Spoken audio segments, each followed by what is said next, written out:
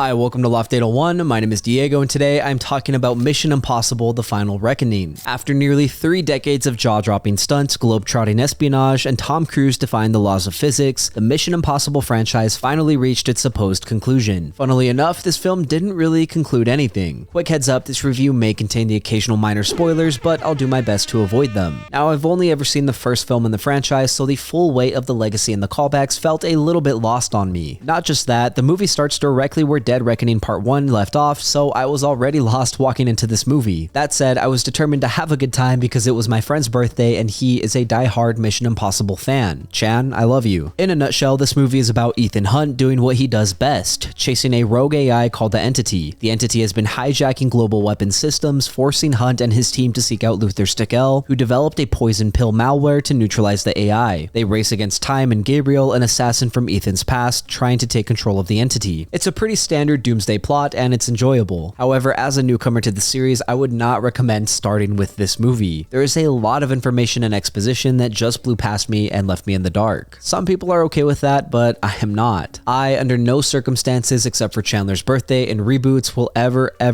watch a movie series out of order. I will never play a video game series out of order, and I will not watch TV shows out of order. I want and need the context of everything that's come before to truly enjoy the moment. If you don't believe me, before I had a PC, I watched 12 hours of cutscenes and story moments from The Witcher 1 just so I could be prepared to play The Witcher 2, so I could be prepared to play The Witcher 3. I don't mess around with the lore and the context because then I run into situations like with this movie where I enjoyed it and I had fun, but there was so much about this movie that didn't land for me or it went over my head. This movie is long and exposition heavy. The first 45 to 60 minutes are kind of a snore. Eventually the plot and the stunts pick up, but it takes a while to get there. I like the somber tone of the film, but again, this is a very dense movie. It tried to fit a lot of story beats and moments into a single movie, which is fine, but I don't know if there was enough fun action to balance it out. Don't get me wrong, the stunts are incredible. I loved seeing Tom Cruise in a diving suit exploring a submarine. I loved seeing him running in London. I loved seeing him hanging off a biplane. I also loved seeing his team use icy dog sleds. However, despite all the stunts, I don't think the runtime of this movie is earned. 2 hours and 49 minutes is nothing when you have a killer story, but this story was standard. I think the other thing that kind of irked me, or at least confused me, is that there isn't anything final about this movie. The title of this movie is a mislead in my opinion. The end of this movie isn't like the end of Christian Bale's Batman where he retires. It's not like Daniel Craig's No Time to Die where he sacrifices himself to save the world. It's a mission's done, on to the next one sort of ending. The movie essentially leaves the door open for Tom Cruise to come back and play Ethan Hunt again if needed. That isn't necessarily a bad thing, but if you market this movie as Tom Cruise's last outing as Ethan Hunt, then the content of the movie should match that. Speaking of Tom Cruise, he's awesome in this movie. He's an incredible action star, especially considering he's 63. He looks great, so Scientology must be doing something right for him. Tom Cruise is obviously the highlight of this movie, and his reputation as the last true Hollywood star actually feels earned. He is the beating heart of this franchise. Other cast members like Ving Rhames, Simon Pegg, Haley Atwell, Tremel Tillman, Isai Morales, Pom Clementine, Vanessa Kirby, and many others are all good, but they're supporting characters for a reason. They serve as exposition fillers, are underdeveloped, and the villains feel thin. I hate to beat a dead horse, but if I had seen the previous films, then I would be saying completely different things about these characters. I say that confidently because this movie relied on numerous flashbacks and callbacks to earlier films to recap the franchise. Ultimately, I think this is what made the movie feel complex and bloated. Also, a rogue AI is a great concept, but I think it's poorly executed in this movie. It works really well in Terminator because we see the physical manifestation of a rogue AI. It doesn't work well in this movie because we don't see the physical manifestation of the rogue AI. Its actions are talked about, but we never see them, and we never get any serious consequences either. If the Entity had started taking down power grids or launched a nuke as a show of force, it would have made this movie feel much more serious and emotional. Unfortunately, the Entity was a little undercooked. The cinematography and soundtrack are two of the strongest elements in this movie. The underwater sequence is claustrophobic, dimly lit, and almost horror-like in tone. It's perfectly suspenseful. The biplane stunts are practically filmed, and I love the wide aerial angles. The cinematography is both grandiose and claustrophobic. Despite having only seen one movie, I am very familiar with the Mission Impossible theme. It's iconic, and it's great in this movie along with all the other tracks. The music underscores chase sequences and fights, and it pumps adrenaline into the movie when needed, but it also dials back for more intimate moments. In an odd way, it helps ground the movie and reminds you that this is a spy franchise and not just a doomsday movie. So I enjoyed both the cinematography and the score. One final thing I think is funny and worth mentioning is my theater experience. I went with a bunch of friends and we saw it in IMAX, which was great. Unfortunately, the chair I was sitting in was a heated chair and I didn't realize for nearly an hour and 30 minutes. I just kept thinking to myself, man, this theater is hot. I am sweaty and parched.